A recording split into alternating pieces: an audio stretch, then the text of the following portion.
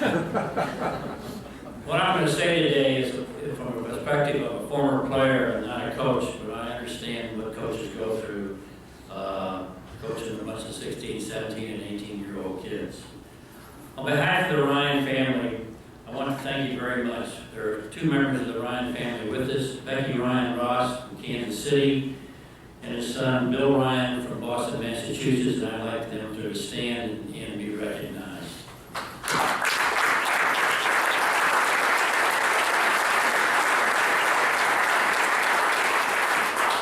There are also 5 former players here today. One of them was all the way from San Francisco, California, and another one is from Tulsa, Oklahoma. It would be 50 years ago this October that Mr. Ryan passed away at the age of 44.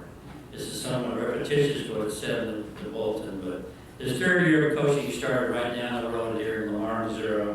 After 1 year, he transferred to Rockhurst College and was a head coach there. At the age of 29 years old, he became a college coach. He stayed there for 3 years. He then came over to Pembroke in 1952, my freshman year, and stayed there until his death, 12 years. He had an unbelievable record at that school. He was 234 wins and only 60 losses. That's an 80% batting average. He never had a losing season at Pembroke. In fact, when he was a coach, he only had 2 losing seasons in 18 years, and those 2 were his first 2 years at Rockhurst. He has 2 state championships. In 1956, we were 31-0. The next year he won it in 1957. He was 28-3. My junior year, we were 30-3. He had 4 state appearances, state championships. You coaches that are coaches from private schools or parochial schools, you can thank Mr. Ryan.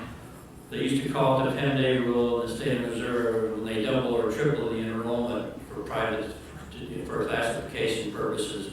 You can thank this coach for getting that rule, which is that when they kicked him out to the Class L schools, he still had a winning record. What made him very successful? He was well organized, like all coaches and all successful coaches are. Practices were down to the minute. Sometimes practices were hard. We were talking about this driving down here from Kansas City. Practices were really hard. Sometimes we'd run the same play 10 or 20 times. The games were easy after these practices.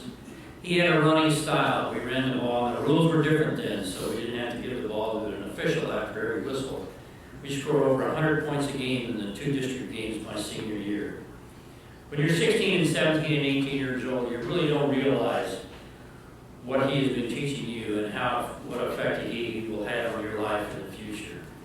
He knew how to handle each individual in a different way, and his pregame speeches were electrifying. What did we learn as a player? Looking back, one of them was trust yourself. Have trust in yourself, but more importantly, have trust in your teammates, because you're only as good as your teammates. Most importantly, he also said you must have respect for your opponents. Those players that are playing just as hard as you are, and they want to win as just as much as you do. Back in those days, there was not a lot of trash talking, but if he ever heard you trash talking with a player, you were out of that game for a while. He also didn't like to run up the score because he knew someday he was going to be on the other side of the stick. Now, as players, we probably thought differently when we were playing, and we thought it was sort of fun to run up the score. I think the relationship between a high school basketball coach and his teams is something really unusual because there are only 10 or 20 players on a team.